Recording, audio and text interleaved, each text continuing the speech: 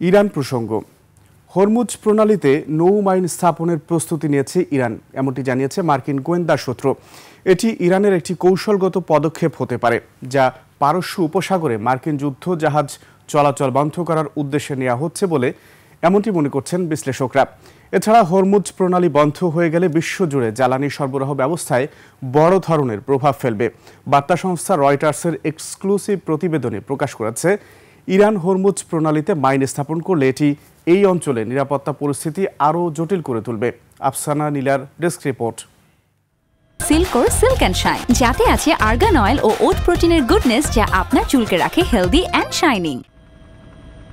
Hormuz প্রণালী পারস্য উপসাগরে যাওয়ার একমাত্র সামুদ্রিক প্রবেশপথ। এর এক পাশে ইরান, অন্য পাশে ওমান আর সংযুক্ত আরব আমিরাত। এ প্রণালী দিয়ে প্রতিদিন বিশ্বের মোট তেল সরবরাহের 1/5 অর্থাৎ প্রায় 2 কোটি ব্যারেল তেল ও বিপুল পরিমাণ তরলীকৃত গ্যাস পরিবহন করা হয়। সম্প্রতি ইরান জুড়ে ইসরায়েলের বিভিন্ন স্থানে হামলার পর হরমুজ প্রণালী অবরোধের প্রস্তুতি নিচ্ছে তেহরান। তা ভাবাচ্ছে যুক্তরাষ্ট্রকে।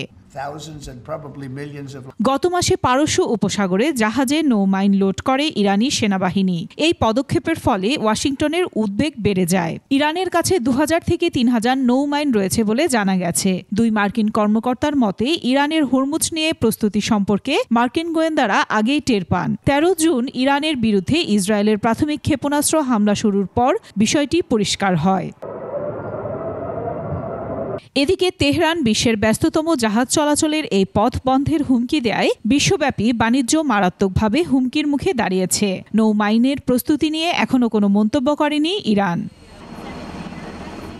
ইসরায়েল ও যুক্তরাষ্ট্রের হামলার পর প্রতিশোধমূলক ব্যবস্থা হিসেবে নৌপথে জ্বালানি, বিশেষ করে তেল পরিবহনের গুরুত্বপূর্ণ এ পথটি বন্ধ করে দেওয়ার কথা বিবেচনা করছে তেহরান।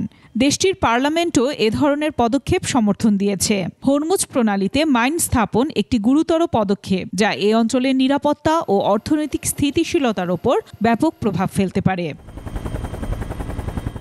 আফসানা নীলা, ডেস্ক রিপোর্ট, 21 টেলিভিশন।